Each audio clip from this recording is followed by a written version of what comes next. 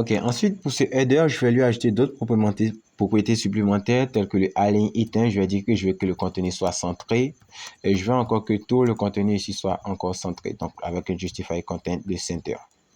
Donc là, comme ça, on a le texte qui est totalement centré. Et ici pour ce texte-là, je lui ai lié ici un style qui est ici le main text. Donc là, je vais personnaliser ici ce style-là. Et je vais lui dire que pour ce main text, je dois avoir ici la couleur qui sera totalement blanc avec un couleur de DSFF qui est le code de la couleur. Je prendrai ici une font size de 25 pour que ça soit un petit peu grand. Et je verrai si je peux la mettre ici en gras pour voir comment ce que ça va donner avec ici un font weight bold.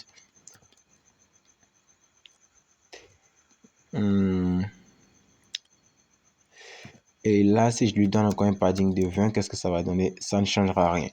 Donc là, pour le moment, on va partir sur ça et on aura ici le texte qui sera affiché ici, qui va représenter ici le header. Ensuite, ce qu'il faut faire, c'est que là, ici, on doit définir ici un nouveau contenu parce que là, on remarque que le header occupe ici toute la page. Et là, en dessous du header, on va avoir ici nos zones de saisie, c'est-à-dire nos inputs et tout le tralala qui nous permettra de faire des actions. Donc là, puisqu'ici, c'était le bloc qui permettait de gérer ici le header, ce que nous allons faire, c'est que là, nous allons isoler ici ce header-là dans une composante à part. Donc, dans le chart component, on va venir créer ici un nouveau fichier qu'on va appeler ici auth header. authheader.js. Et là, je vais encore faire ici un RNFE pour générer ici ce auth header. Et je vais retenir au niveau de ce login-là et copier ici tout ce code-là, c'est-à-dire tout le commentaire qui commence par le début du header et qui finit par la fin du header. Je vais le couper. Je vais aller au niveau du auth header et ici, je vais le coller.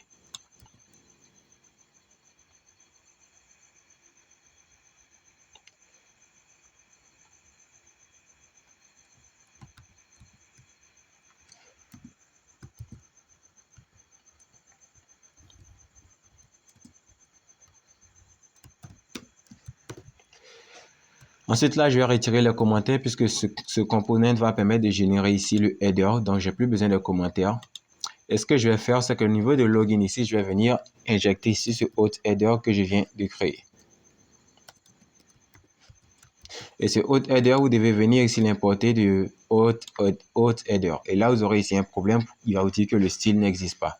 Et ici, son style, on va pour le prendre. Donc, on a le header. Donc, on va sélectionner le header et le main text. Et on va couper ici ces deux styles-là.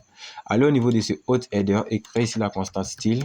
Donc, const style avec un S égale à style sheet, histoire de matcher. Create. Et ici, n'oubliez pas d'importer ici style sheet de React Native. Donc là, vous devez importer ici style sheet de React Native. Donc, vu que j'ai l'auto-import, il a fait immédiatement. Mais vous devez vous assurer que chaque composante que vous utilisez est importée et importée depuis la bonne bibliothèque telle que la vue, le test et le style sheet qui proviennent tous de React Native. Donc, si on fait ce qu'on enregistre, on aura ici la page qui va totalement apparaître à nouveau.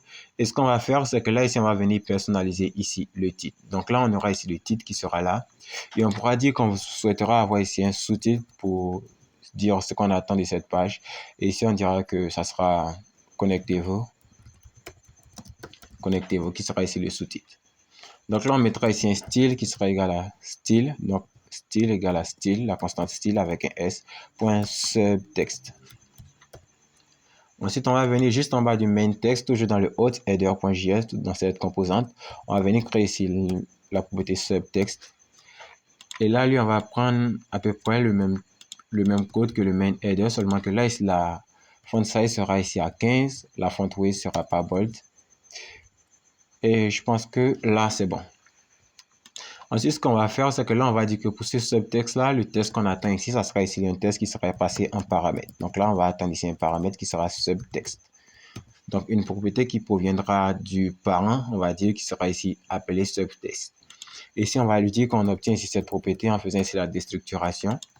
Et ici, du côté du login, on va lui dire que lorsqu'on appelle ici auth header, ici, on va lui passer ici la propriété subtext qui sera égale à connectez-vous.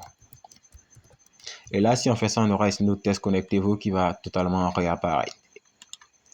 Donc là, je pense qu'on est bon ici pour le header. Ce qu'on va maintenant s'attaquer, ça sera ici le bloc du contenu.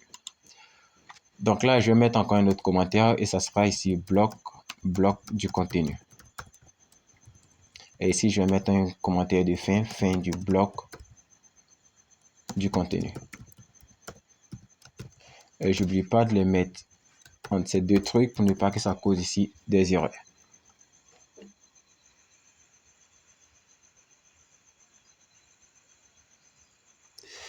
Donc là, ici, on va créer ici une vue qui va envelopper tout ça. On va mettre ici une view, qu'on va dire view, ça sera égal à style. Et on dirait que ça sera égal au style.content.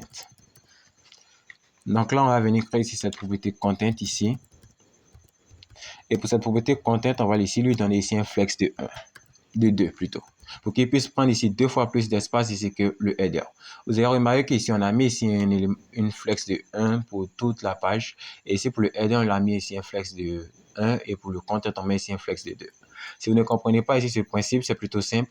Lorsque vous définissez ici une valeur pour l'élément route, c'est-à-dire lorsqu'on met ici un flex de 1, c'est-à-dire que l'élément va prendre ici toute la page, c'est-à-dire prendre tout l'espace qui est disponible, autant en largeur qu'en hauteur.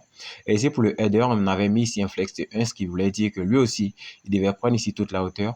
Mais puisque après ici, le flex de 1, on a mis ici une propriété content qui est un flex de 2, ce qui veut dire que cette propriété-là, elle prendra ici 2 fois plus d'espace que l'élément qui a un flex de 1. Notez que ça n'agit pas sur cet élément-là, puisque cet élément-là est l'élément route qui contient ici tous les autres éléments. OK. Ensuite, ce qu'on va faire, c'est que pour pouvoir créer ici notre système, il va falloir qu'on crée ici des zones de saisie. Donc là, on va aller au niveau de components et on va créer ici des composantes pour pouvoir générer ici des zones de saisie.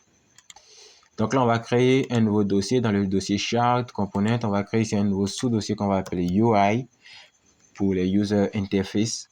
Et ici, on va créer ici un nouveau fichier qu'on va appeler custom input.js, histoire de créer ici des inputs personnalisés. Et là, je vais encore remettre mon code pour générer ici une apparence de base.